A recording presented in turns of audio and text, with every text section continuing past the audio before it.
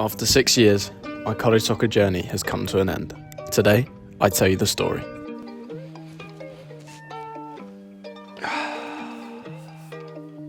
Six years. Done. Just like that. I've loved it, I've enjoyed it. But of course, like everything, there's been their ups and downs. My college soccer journey started in 2017. I was in college, as we call it in the UK, or in my last year of high school, as you would know, in the US. All of my friends were applying for universities in the UK, but I wanted to keep playing football. It's what I love. It's what I've always loved. So I wanted it to continue. I felt like I had more to offer, more in my career, and that's when the opportunity to come out to America appeared as an option. So, 2017, I was grafting, grinding, trying to get those clips, trying to get those emails sent out, trying to get in contact with coaches in America to offer me a scholarship. And lo and behold, we managed to get one. I've got D1, boy! I've got D1! Come on! Yes!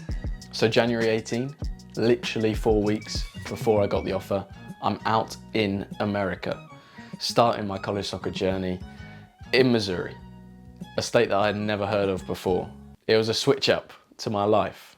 Until that point, I'd been pretty sheltered, living in the south of England, and there I was in January, at the age of 19, I think, experience it for the first time. It was tough. It was really tough. I was out of my depth, at least I felt that way. Confidence-wise, I was pretty low.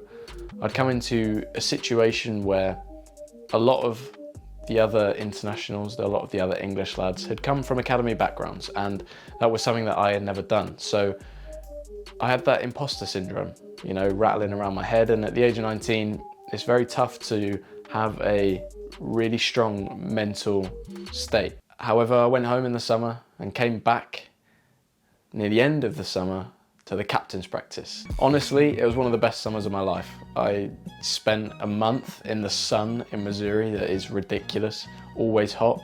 We spent it by the pool, chilling out with the lads on the team, getting to know everyone a little bit better. And then in the evenings we go and train. And the training was small-sided, crossing and finishing, everything that you live for as a football player. It was amazing. It felt like I was improving every day in terms of my personal confidence and my performance on the pitch.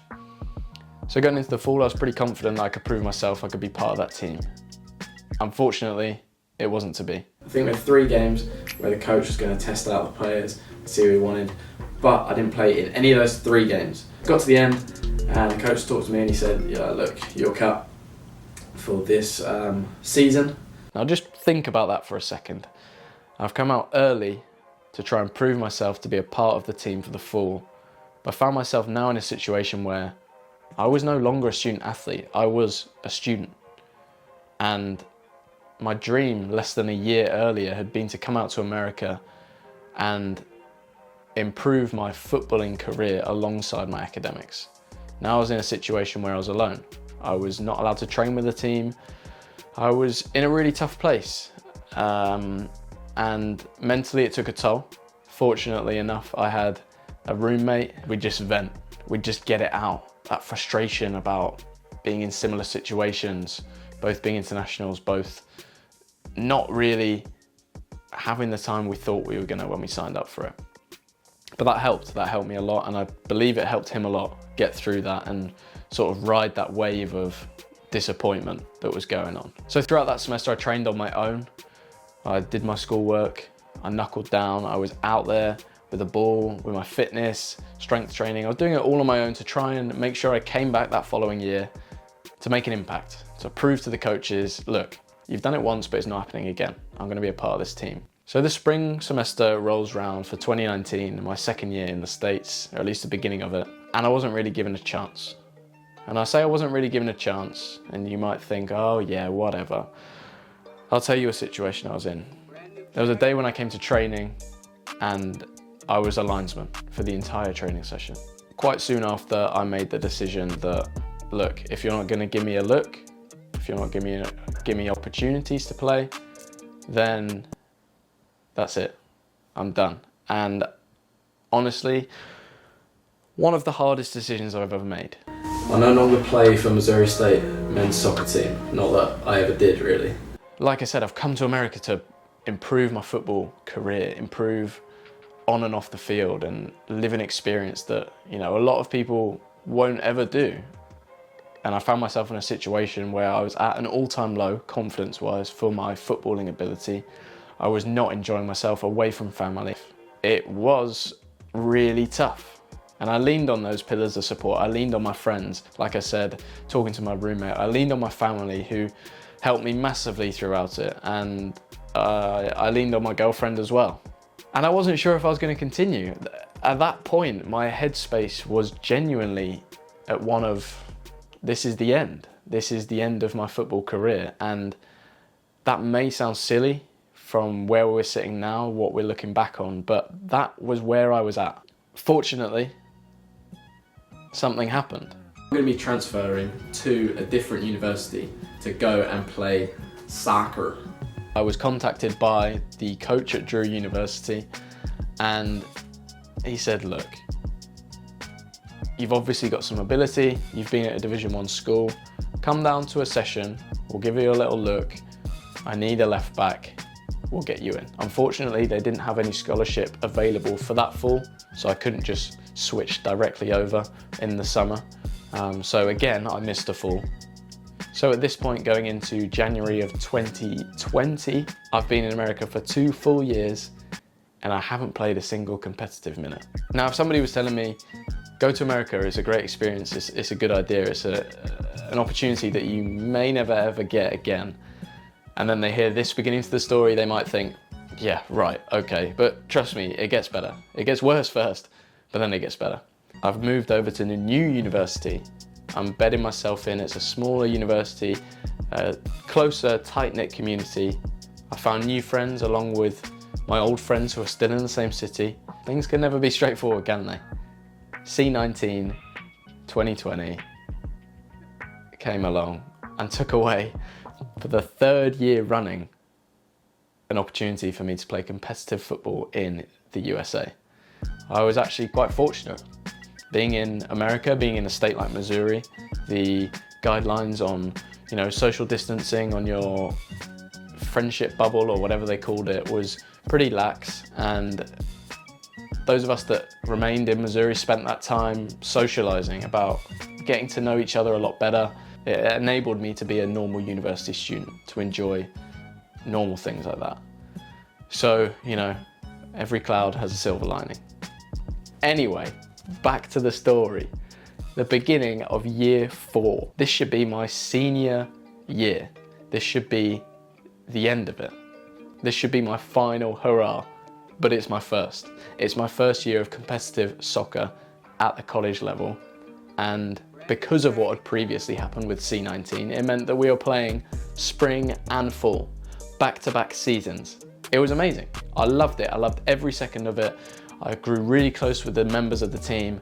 I enjoyed every aspect of being a part of college soccer, finding my feet as an experienced player, but actually that was my first season. I carried you guys along with me and hopefully gave you an insight into what a college soccer season is like. But C19, of course, had its implications, the negatives, and one of those was that Drew University was a financially less stable position.